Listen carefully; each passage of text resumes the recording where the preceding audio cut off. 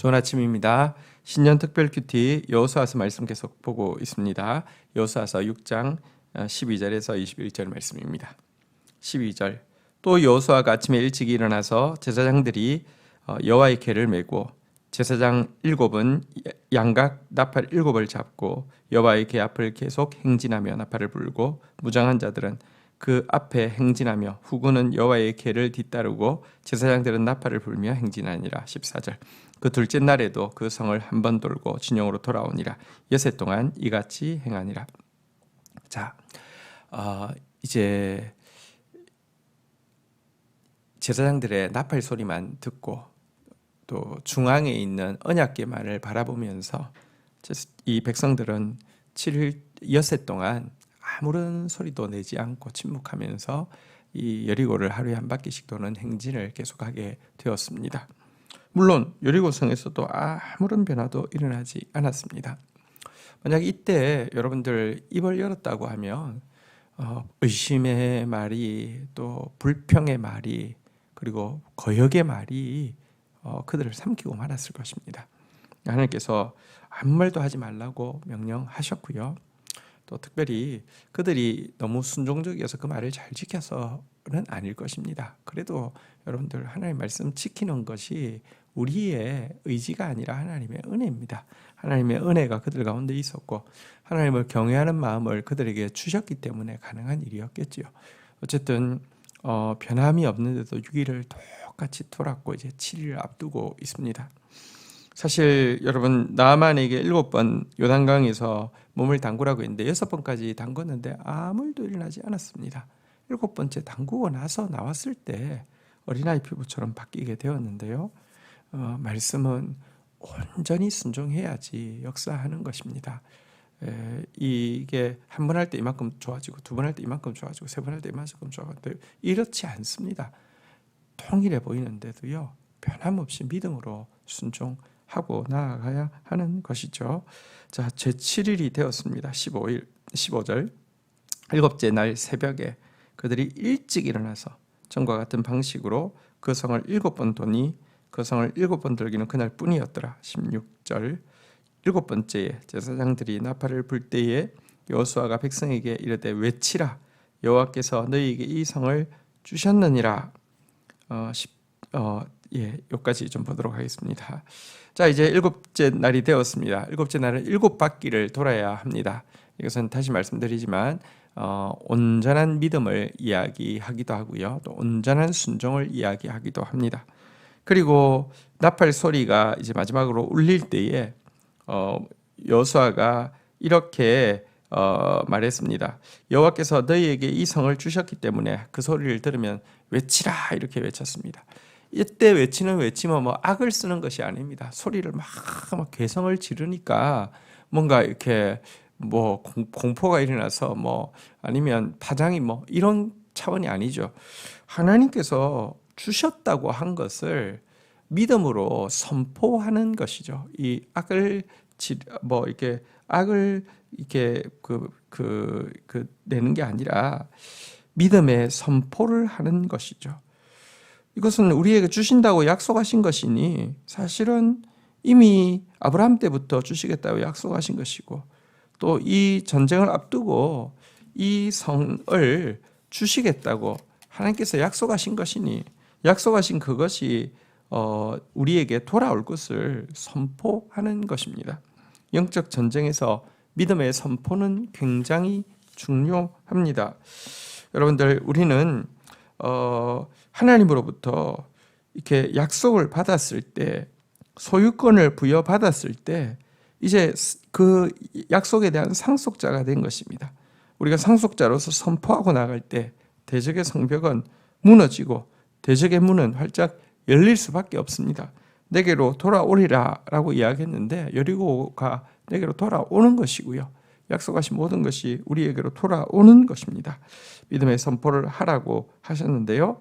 자, 17절 한번 좀 보도록 하겠습니다. 이 성과 그 가운데 있는 모든 것은 여호와께 온전히 바치되 기생 라합과 그 집에 동거하는 자는 모두 살려주라. 이는 우리가 보낸 사자들을 그가 숨겨 주었음이니라. 자, 그런데 이제 이 성을 함락할 때의 주의 사항을 백성들에게 알려주고 있습니다. 이 성과 그 가운데 있는 모든 것은 여호와께 온전히 바치라고 이야기하고 있습니다. 여기 바치라는 말은 하나님의 영광을 위하여서 완전히 파괴하라라는 의미입니다. 그러니까 하나님의 영광을 위해서 여기 있는 것은 완전히 파괴하라는 것입니다. 하나도 개인적으로 노획하지 못하도록 한 것입니다. 모든 것, 불에 탈 수 있는 것은 불에 태우고요. 불에 타지 않는 것은 녹여서 하나도 남기지 않고 다 없애라고 이야기했는데요. 이것이 하나님께 영광이 된다라고 이야기합니다. 이것을 하나님께 바친다라고 이야기하는 것입니다. 왜냐고 하면 지금 가나안 땅에 대한 이스라엘의 이제 그 진입은 사실은 무슨 이 정복 전쟁을 하거나 노획을 위한 약탈 전쟁이 아닙니다. 하나님께서 가나안 땅에 가득한 죄악에 대해서 400년을 이상을 참으셨지만 그들은 돌이키지 않았고 끝간대로 치닫은 가나안 땅의 타락에 대해서 이스라엘을 들어서 거룩한 심판을 단행하려고 하고 있는 것입니다. 그런데요, 여기 온전히 바치라는 거 안에는 모든 물질뿐 아니라 또 생명까지 다 포함되는데요. 우리는 생각합니다. 여리고성의 남녀노소 심지어 어린아이까지 남김없이 죽이는 것 너무 잔인한 하나님이다 라고 이렇게 생각할 수 있습니다. 그런데 여러분, 사실 성경을 전체적으로 보아야 합니다. 가나안 땅은 이미 아브라함 때에 보면 소돔과 고모라의 타락이 자행되어지고 있던 때입니다. 하지만 하나님은 아직까지 때가 죄악이 간영하지 않았기 때문에 심판하지 않겠다고 이야기하시고 400년의 유예기간을 주셨습니다. 이때 어떤 일들이 일어나고 있었을까요? 그 땅에서 일어나고 있는 일들은 정말 상상을 불허하는 일들이 일어났고요. 이와 같은 쾌락과 탐욕이 끝간대로 갈 때에는요, 사실은 그 땅에 아이들을 태워서 죽이는 일들, 이런 제사, 이 우상에게 바치는 일들, 이런 일들은 정말 비일비재하게 일어나고 온 세상을 타락으로 멸망시킬 만한 죄악의 농축이 그 땅에서 이루어지고 있었습니다. 이것이 폭발하는 날 핵폭탄처럼 온 세계를 뒤엎을 만한 죄악이 자행되어지고 있었기에 하나님이 심판하신 것입니다. 그러나 성경을 전체적으로 볼 때 하나님은 정말 이 회개하고 돌이키는 자들을 구원하기를 누구보다도 원하시고요. 아무도 죄악 가운데 멸망하기를 원치 않는 분이시고요. 심지어 진노 중에라도 긍휼 베풀기를 좋아하시는 하나님이라고 성경은 분명히 이야기하고 있습니다. 이것이 여리고성에서도 잘 보이는 사건이 바로 기생 라합과 그 집에 동거하는 모든 사람을 살려준 사건입니다. 기생 라합이라는 것은요, 사실은 죄악의 도성 여리고에서도 직업으로만 보면 가장 죄 많은 직업 아닙니까? 이렇게 기생 창기잖아요.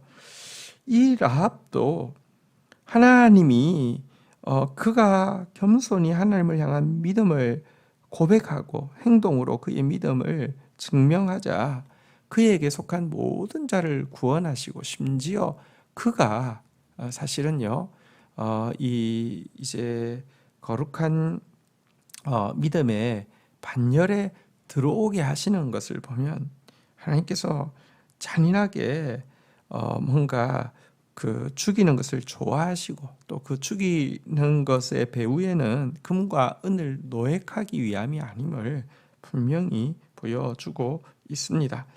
자, 이제 18절부터 또 보도록 하겠습니다. 너희는 온전히 바치고 그 바친 것 중에서 어떤 것이든지 취하여 너희가 이스라엘 진영으로 바치는 것이 되게 하여 고통을 당하게 되지 아니하도록 오직 너희는 그 바친 물건에 손을 대지 말라. 19절 은금과 동철 기구는 다 여호와께 구별될 것이니 그것은 여호와의 곳간에 드릴지니라 하니라. 20절 이에 백성은 외치고 제사장들은 나팔을 불매 백성이 나팔 소리를 들 때 크게 소리 질러 외치니 성벽이 무너져 내린지라 백성이 각기 앞으로 나아가서 그 성으로 들어가서 그 성을 점령하고 21절 그 성 안에 있는 모든 것은 온전히 바치되 남녀노소와 소와 양과 나귀를 칼날로 멸하니라. 그래서 이제 7번째 나팔이 불 때 이 말씀대로 실행을 하게 됨을 보게 됩니다. 모든 생명체를 이렇게 멸하고 모든 불에 타는 것을 없애고 불에 타지 않는 것들은 다 여호와께 구별하여서 손대지 못하도록 거기에 개인적으로 탐욕을 가지고 손대지 못하도록 명령하고 있는 모습을 보게 됩니다. 그리고 또 이대로 순종하고 있는 모습을 보게 됩니다. 우리는 여러분 이 세상 가운데서 복음을 전하는 자이며 또 우리가 전하는 복음은 동전의 이 양쪽 칼날과 같아 가지고요. 사실은 구원이 임하는 곳에 또 심판이 임하고요. 우리가 어떤 구원받을 사람에게는 생명의 향기가 되지만 심판받을 사람들에게는 사망의 냄새가 되게 하신다라고 이야기했는데요. 이와 같은 하나님의 구원과 심판의 도구로 사용되어지는 사람은 내 개인의 탐욕에 사로잡혀 있어서는 안 됩니다. 그런 자는 오늘 여기 보면 고통을 당하게 될 것이다 라고 이야기하고 있습니다. 바친 물건에 손대는 자는 고통을 당하게 될 것이다 라고 이야기하고 있습니다. 어떠한 탐욕도 없어야 하고요. 이 하나님의 이 심판의 도구로 사용되어지는 자는 그러나 또 동시에 오늘 기생 라합을 구원하기를 원하시는 하나님의 마음을 마치 내가 심판자인 것처럼 내 분노와 내 어떤 기준을 가지고 다른 사람들을 함부로 대하는 사람은 절대 되지 않도록 기생 라합을 살리는 기생 라합을 보호하는 그런 또 마음을 가질 수 있도록 우리는 자신을 또 살펴야 할 것입니다. 주신 말씀 붙잡고 기도하며 나가도록 하겠습니다. 주님 감사합니다. 여섯 동안 아무 일이 일어나지 않았지만 주님께서 주신 은혜로 하나님을 경외함으로 말미암아 온전한 믿음과 온전한 순종으로 행진한 이스라엘 백성들의 걸음이 우리의 걸음이 되어지게 하여 주옵소서. 하나님께서 우리에게 주신다고 약속하셨기에 이미 우리에게 소유권을 약속하시고 상속하게 하시겠다고 약속하셨기에 믿음으로 선포하고 있는 이스라엘 백성들의 이 선포가 또 우리의 선포가 되어질 수 있도록 인도하여 주옵소서. 하나님, 하나님의 거룩한 심판의 대행자가 되었을진데 하나님 탐욕으로 행하는 자 되지 않게 하여 주시며 오로지 하나님을 경외하며 거룩함으로 행하는 자 되어질 수 있도록 인도하여 주옵소서. 그러나 기생 라합을 아끼시고 구원하기를 원하시는 하나님의 마음을 알아서 마치 예수님처럼 끝없이 죄인들을 위해서 중보하는 마음으로 진노 중에라도 긍휼을 베푸시기를 구하는 마음으로 하나님의 생명과 사망의 향기를 바라는 자로 설 수 있도록 저희들에게 은혜를 더하여 주옵소서. 감사합니다. 예수 그리스도의 이름으로 기도 올립니다. 아멘.